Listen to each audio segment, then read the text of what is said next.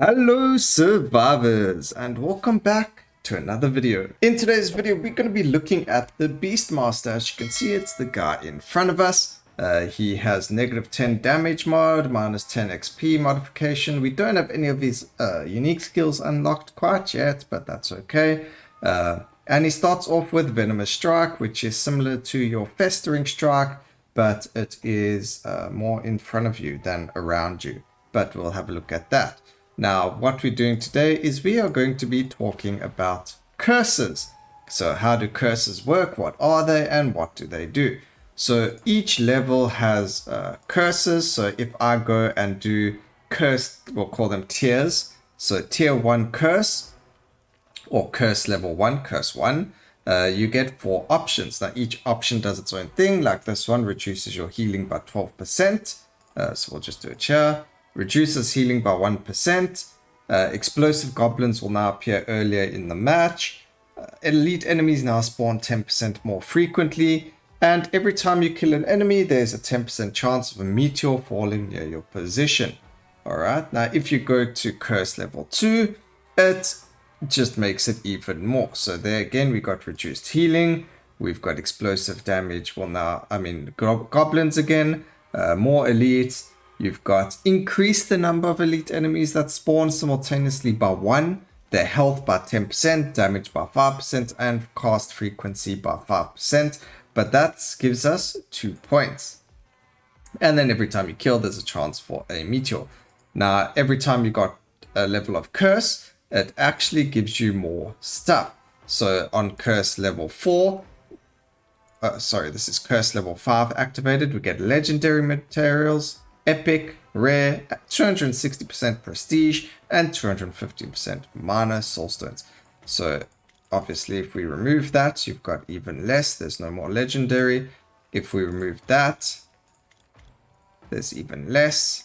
You know, so it depends on what curse level you're on and how it goes.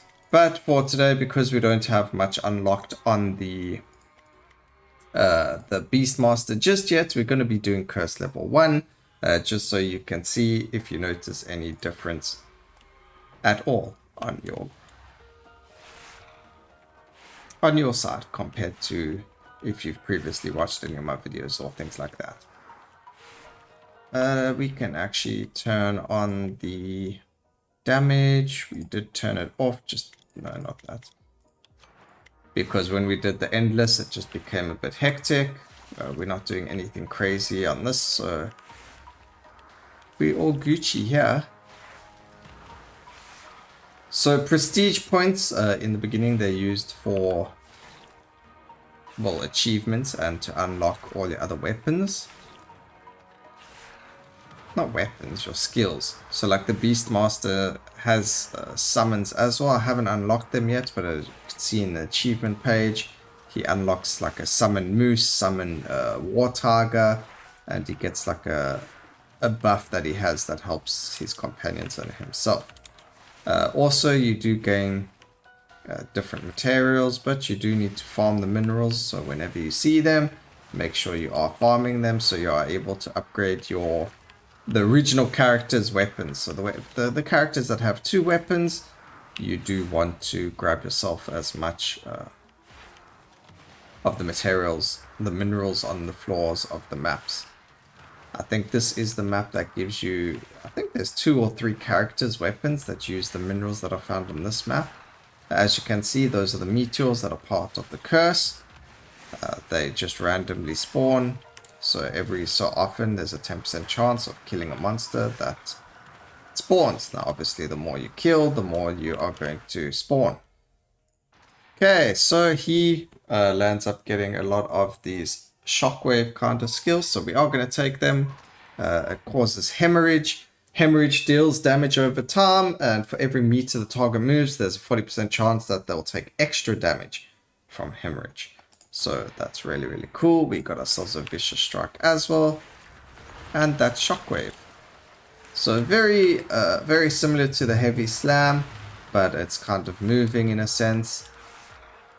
We also unlock a shockwave totem. I don't know if we have it unlocked yet. Very good for subdue builds though, so powerful strike, which deals extra damage per stack of bleed or hemorrhage, and applies fragility. So it works very, very well with subdue. We don't want Leviathan, we don't want that. Movement speed's always nice, but we don't need it right now. Now, when you play on the higher curses, obviously I'm going to have to show you a video on it as well, but there are some tactics, and usually when we played the game, it was so easy, we would always banish movement speed, and would banish our armors and blocks. But now with the introduction of skills that can use those and utilize those buffs, and also because of how difficult it can get on higher curses, you want your movement speed. That's all I have to say. Movement speed is a definite. Alright, so we've got Shrapnel Bomb, causes bleed, which we want for subdue, so we will end up taking this. It's not really the greatest. We're going to take a double magnet because then we can get more levels as well. I don't want to grab Heroic Presence. I'll read over it again if it shows up, which it probably will, but here's one of the totems. So we summon a Cobra Totem at the position for 10 seconds, and it continuously fires poison bombs at the nearest enemies, dealing damage and applying poison. Then there's also Acid Rain. To have a look at it, it causes rot. Rot deals damage over a certain time. If the target dies, any remaining rot will spread to a new nearby enemy. So I'll show you there's the rot over there, and then it ends with a big AoE. So bam, and now he's got rot. Maybe there you go. Can you see the green line that you see between the different enemies? That's the spreading of the rot. I don't know if you can see it clearly there. Can you see that it's jumping? Those little like green lasers, that's the rot spreading. So pretty cool. It is very strong, especially if you land up getting more and more of them. So here's Demolish, hit the ground in front of you, and you cause hemorrhage. So we're going to grab that because it works with subdue.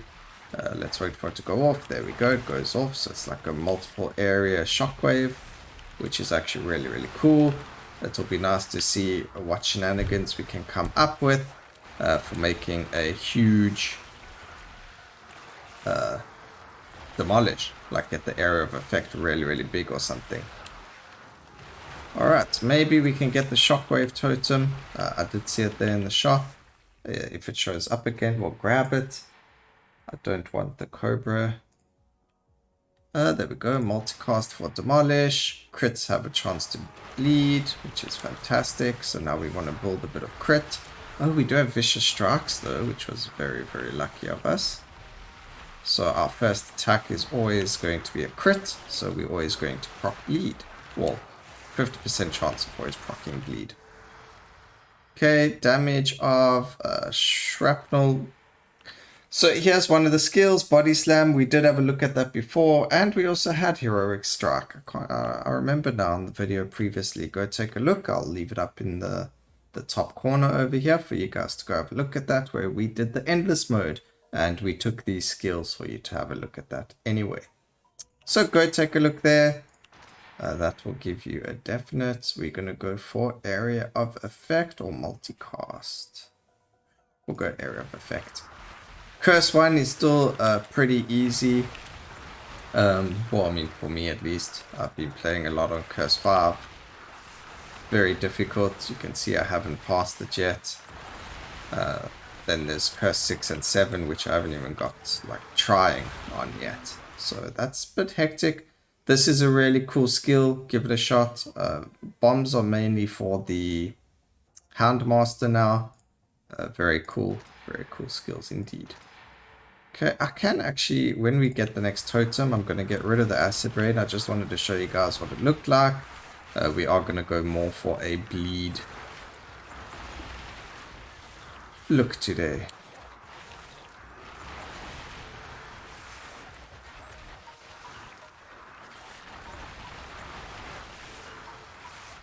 I could sit in the corner and wait.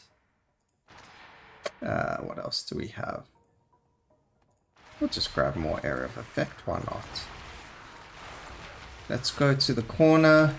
Always faster to sit in the corner. It also helps with acid rain. We've got quite a lot of multi... Well, we actually don't have multicast. Oh, we do on Demolish though. Yeah, Demolish has, and Shockwave has area.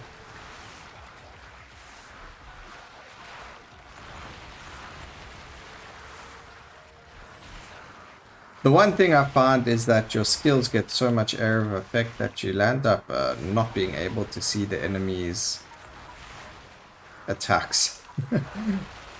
So half the time you causing yourself grief. Okay, we're gonna grab count. There we go. I'm not gonna level up anything for this. I do want to try and get the Shockwave Totem, and we'll replace Acid Rain with that, just because it causes more bleed. We did take Subdue, so we need to, you know, make it work the way that it's supposed to. So here's the Gammoth, Incarnation of Fire. He shoots a flamethrower at us, as you can see. If you move further, you can see that you can hardly see the red, guys. Just be careful when doing that, because you still get hurt, even if it looks like you're out of its range. So it's rather better to run around him when he does that than run away from him. Just a pro tip, you know. Because I'm a pro. Alright, aerial shockwave, damage, multicast, minefield, so much fun. We're not playing poison. Give me bombs. That's a bomb.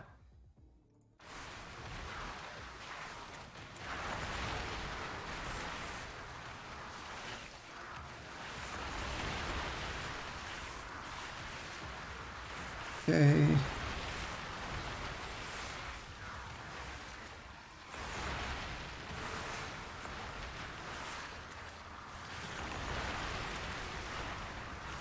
Well, multicast on the bombs is actually really nice because they bleed.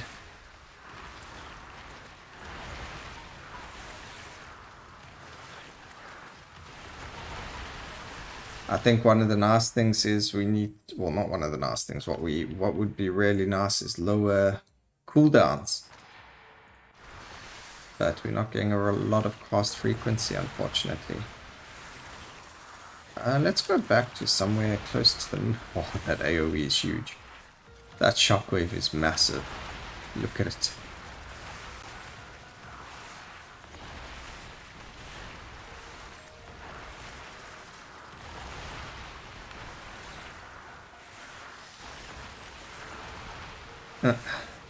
That's pretty insane. We'll just grab that, why not? More magnetism. Grab some of the stones. You need about 600 for your first one of the weapons. So this is definitely the map to get to. I believe it was for the archer. You needed 600 of this, and then for one of the other characters you also needed 600.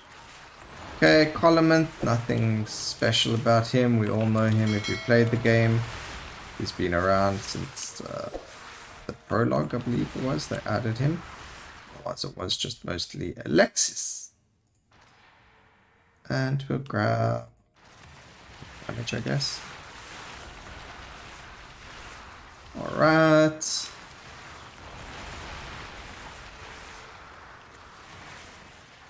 Not the greatest of times.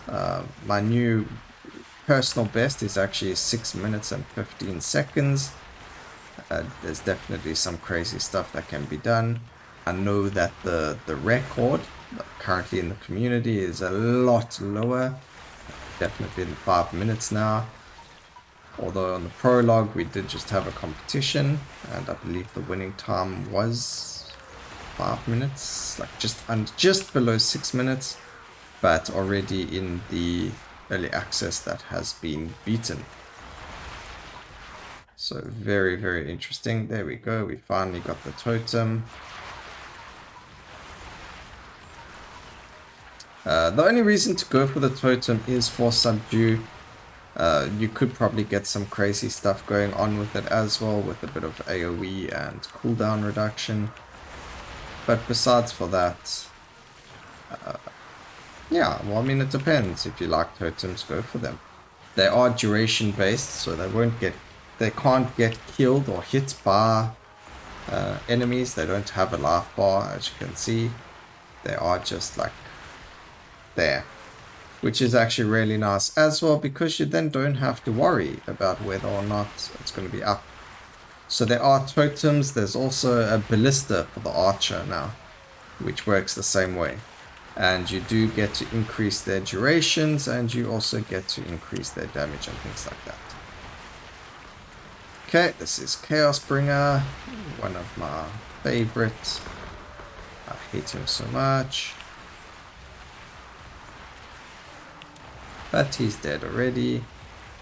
Again, it's kind of chaotic. If I turned off everything, I would be able to see what's going on. But that's why this is so cool. So I don't remember it being so chaotic in the...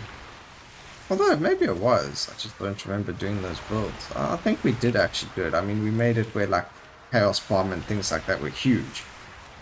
But I think the skill itself is already so big. So with the area of effect, it's just massive. Just makes it that much bigger, which is pretty funny. Okay, we'll grab some Merciless over there for some crit damage, and us 36%.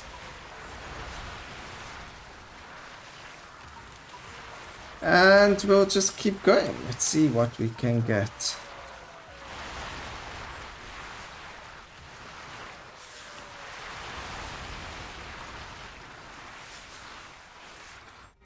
Okay, we can actually get rid of the block. We'll take a bit of crit damage just so that we can still, crit chance, because we've got Vicious Strike, but we don't want to just crit on the first hit. We want to crit them all the time. At least with Endless, we can get 100% crit, which is really, really cool. You could probably get it without Endless, but then you don't kill the bosses too quick. But if you really want to test like a build strength, Endless mode is your definite go-to for that.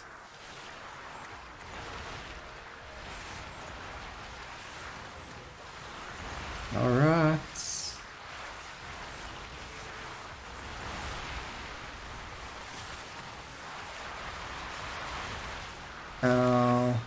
Live me.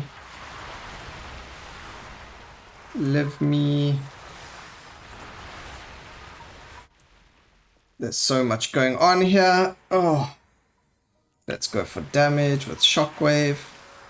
I keep getting Demolish and Shockwave confused. Somehow I feel like this should be Shockwave though, because it has multiple hits, and this should be Demolish. Okay, this is Keithaze, the Prophetess. She shoots a laser at you, standing still. Luckily, it's not moving. And then she has a massive AoE, and she also has these balls that explode. Not that you could see much going on there. I hope you guys enjoyed the video. Hopefully we unlocked some of the other skills for the Beastmaster. Obviously, once I've unlocked all the other skills for him, I will show you them. There are the summons, like there. The Beastmaster just unlocked his War Tiger, so it summons 2 tigers to fight for you. They are very, very strong, so we do have to try and unlock everything on it. But I hope you guys enjoyed the video. I hope you enjoyed Curse level 1. Still not that difficult, finished in 12 minutes. But yeah, it does ramp up quite difficult. So next time we'll do Curse 2, Curse 3, and then we'll go from there. Hopefully I will be able to beat Curse 5 with all of you. But again, hope you enjoyed the video. Please remember to like, comment, and subscribe. And always remember, keep safe, survivors. Until next time, cheers.